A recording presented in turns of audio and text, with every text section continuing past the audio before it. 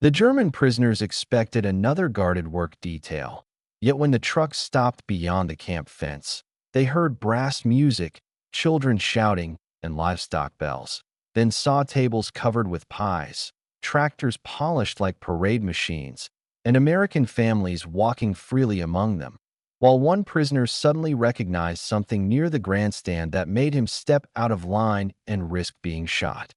In August 1944, 30 German prisoners from Camp Ellis were ordered onto two army trucks before sunrise, and every man assumed they were being sent to repair fences or unload grain.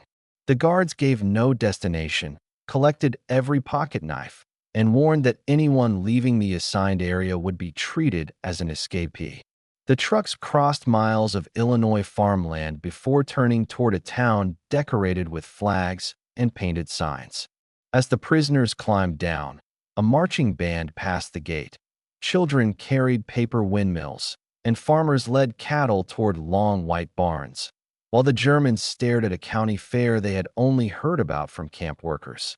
Lieutenant Harris explained that a storm had damaged several livestock pens during the night, and the fair committee had requested emergency labor before the gates opened. The prisoners were ordered to rebuild rails behind a canvas screen so visitors would not see them, because local officials feared that families might panic at the sight of German uniforms. Friedrich Bauer, a former carpenter from Bremen, measured the broken posts and divided the men into small teams. He noticed that the fairgrounds held more food in open stalls than his entire neighborhood had seen during the last year of war, yet he kept working because Harris had promised hot coffee if the pens were finished on time. The canvas screen tore loose when a delivery wagon caught one of its ropes, exposing the prisoners to hundreds of early visitors. Several mothers pulled children closer. One farmer shouted that Germans had no place near an American celebration, and Harris ordered the work detail to remain still while deputies cleared a path. Before the deputies could move the crowd, a young bull broke through an unfinished rail and charged toward a boy standing beside the judging ring. Bauer dropped his hammer, crossed the open lane, and pulled the child behind a water trough while two other prisoners dragged a gate across the animal's path. The bull struck the gate and threw one prisoner into the dirt, but the barrier held long enough for farmers to secure the animal with ropes. The rescued boy clung to Bauer's sleeve until his father arrived. Then the farmer who had shouted at the prisoners lifted his injured worker into a wagon and asked the camp doctor to examine him. Harris expected the fair manager to send the Germans back immediately, yet the manager opened the canvas barrier and ordered the damaged pens rebuilt in full view. He said the fair could not pretend the rescue had not happened, and he assigned two local carpenters to work beside Bauer's group instead of keeping them hidden. By noon, visitors were passing within a few yards of the prisoners, and some watched them repair rails while others refused to look. A girl placed a cup of lemonade on Bauer's workbench, but Harris removed it because prisoners were forbidden to accept gifts, creating a sudden argument between the guards and the fair committee. The dispute ended when the manager offered identical drinks to the entire work detail through the army kitchen, making the gesture an official meal rather than a private gift. Bauer raised the cup, saw the rescued boy watching from the fence, and realized that the strangest part of the fair was not the abundance around him, but the fact that Americans were allowing enemies to stand inside it.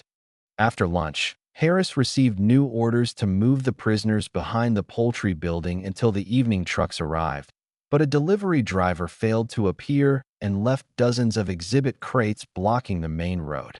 The fair manager asked for help, and Harris reluctantly allowed Bauer's group to unload them under double guard. The crates contained jars of preserves, quilts, canned vegetables, and cakes entered by farm families from across the county. One prisoner named Dieter Klein laughed when he saw blue ribbons waiting beside ordinary potatoes, but an elderly woman heard him and demanded to know why a German soldier found American farm work amusing. Klein answered in careful English that he had not laughed at the potatoes, but at the idea that food could be judged for beauty while cities in Europe counted every crust. The woman removed the cloth covering her display, showed him 6 jars saved from her own ration sugar, and told him Americans also sent sons and food overseas. Their exchange drew a crowd, and several visitors began asking the prisoners about German farms, bombing, and ration cards. Harris ended the conversation before it became disorderly, yet the fair manager redirected the men to a machinery shed where they could work away from the gathering. Inside the shed, the prisoners found rows of new tractors, electric milk separators, and mechanical harvesters displayed beneath bright signs. Bauer examined a compact engine and recognized a design similar to one his father had tried to build before German factories were converted entirely to military production. A salesman started the tractor for a demonstration, but a loose fuel line sprayed gasoline across the hot engine. Bauer knocked the salesman aside. Klein closed the valve, and another prisoner pulled a canvas cover over the flames before they reached the full tank. The fire was contained, yet a deputy accused Bauer of damaging the machine and searched the prisoners for stolen parts. He found a polished brass fitting in Klein's pocket, and Harris ordered Klein handcuffed even as the prisoner insisted that he had picked it up from the floor to keep it away from the fire. The salesman checked the engine and confirmed that the fitting had fallen from the broken fuel assembly, but the deputy refused to release Klein because several visitors had reported missing coins and jewelry. Harris searched the work area and discovered a boy crawling beneath the display tables with a pocket full of dropped objects. The boy's mother returned every item and apologized, while the deputy removed the handcuffs without speaking. Klein then placed the brass fitting in the salesman's palm, and the salesman surprised everyone by asking Bauer to help repair the line before the afternoon demonstration.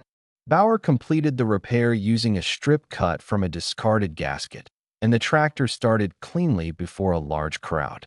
The salesman announced that a German prisoner had prevented the machine from burning, which brought scattered applause from some visitors and angry silence from others.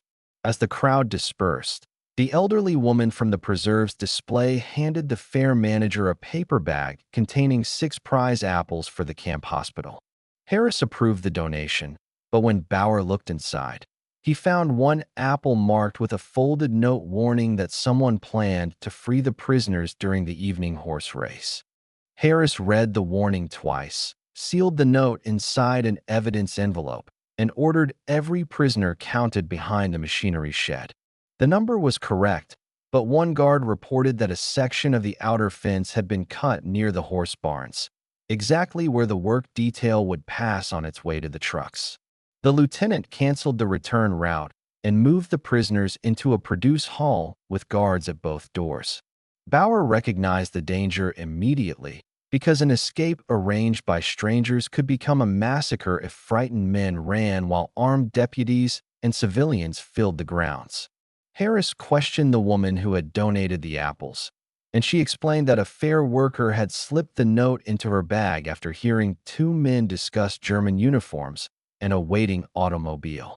She could not identify them, but she remembered that one wore the badge of a livestock assistant. Deputies searched the barns while the horse race began, and the noise of the grandstand covered the sound of a truck backing against the produce hall. 2 men in fair overalls opened a side door with a stolen key and called to the prisoners in German, promising civilian clothes, money, and transport to Chicago. Several prisoners moved toward the opening before Bauer blocked the doorway and demanded to know who had sent them. One stranger answered with a Nazi salute and called the men cowards for remaining in American hands, revealing that the rescue was meant to serve a political cause rather than save individuals. Klein stepped around Bauer and appeared ready to join them, then seized the first man's wrist when he reached beneath his coat. A pistol fired into the ceiling, showering plaster over the produce tables while Harris and the guards forced the prisoners flat against the floor. The second stranger drove the truck through the wooden sidewall, creating an opening beside the cut fence. Horses panicked in the neighboring barn, spectators ran from the grandstand, and the prisoners were suddenly offered a clear path beyond the fairgrounds while the guards struggled to control the crowd. 3 men crossed the opening, but Bauer chased them, pulled one away from the moving truck, and shouted that American riflemen were taking positions along the road. Klein climbed onto the running board, tore the ignition wires loose, and caused the vehicle to stop before it reached the public gate. The armed stranger dragged a fair volunteer from the cab and used her as a shield, forcing the nearest deputies to lower their weapons. Bauer rolled an empty milk can beneath the man's feet, and the volunteer broke free when he stumbled, allowing Harris to strike the pistol from his hand. Both strangers were arrested, and all three prisoners who had crossed the fence were returned alive. However, military regulations classified their movement as an attempted escape, and headquarters ordered them confined for trial despite Bauer's claim that they had stopped after hearing his warning. The fair was closed early while investigators collected statements, and the entire German detail was taken back under armed escort. Bauer watched families leave abandoned meals on tables and understood the major consequence of the day because one planned escape had erased every small trust the prisoners had earned.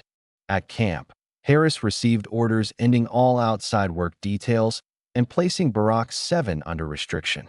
The county fair had shown the prisoners a world of open food, machines, and families, but by midnight the men who had prevented bloodshed were locked behind a second fence with their letters and recreation privileges removed. 2 days later, military investigators arrived to charge the three prisoners who had crossed the fairground fence, and Harris was ordered to provide only the official guard report. Bauer asked to speak, but the senior investigator refused because testimony from another prisoner could not override the visible fact that the men had left custody. The hearing began inside the camp office, where the captured strangers were identified as members of a German-American extremist group seeking propaganda photographs of escaped prisoners. Their camera was missing, however, and without its film the investigators could not prove that the escape had been staged for political use. Harris searched the seized truck again and found an empty leather case beneath the seat, while Bauer remembered seeing the second stranger throw a small object toward the livestock pens. The prisoners were forbidden to return to the fairgrounds, so Harris requested permission to take only Bauer under guard to locate it. Headquarters denied the request, but the fair manager arrived carrying petitions from townspeople who had witnessed the rescue, the tractor fire, and the hostage confrontation. He demanded that the army examine every piece of evidence before branding the prisoners as willing escapees. The pressure forced the investigators to reopen the fairground, and Bauer returned in shackles beside Harris. He followed the route of the truck, searched beneath broken rails, and found the camera lodged inside a drainage pipe where rainwater had already begun damaging the film. A local photographer developed the surviving frames in his shop while guards waited outside. The first images showed the cut fence before the prisoners arrived, hidden civilian clothing inside the truck, and one stranger positioning his pistol beneath his coat near the produce hall. The final usable photograph reversed the entire case, because it captured Bauer pulling a prisoner away from the escaped truck while Klein tore at the ignition wires. In the background, the three accused men were visibly turning back toward the guards rather than running toward the road. The investigators dismissed the escape charges and ordered the outside work ban lifted, yet the captured strangers then claimed the fair manager had invited the prisoners deliberately to create sympathy for Germany. The accusation threatened the manager's position and placed the county board under public pressure. Bauer asked the photographer to enlarge another frame showing the crowd near the machinery shed. The image revealed the same strangers watching the prisoners before the fence was cut, proving that they had selected the fair after learning about the emergency labor detail rather than arranging it with local officials.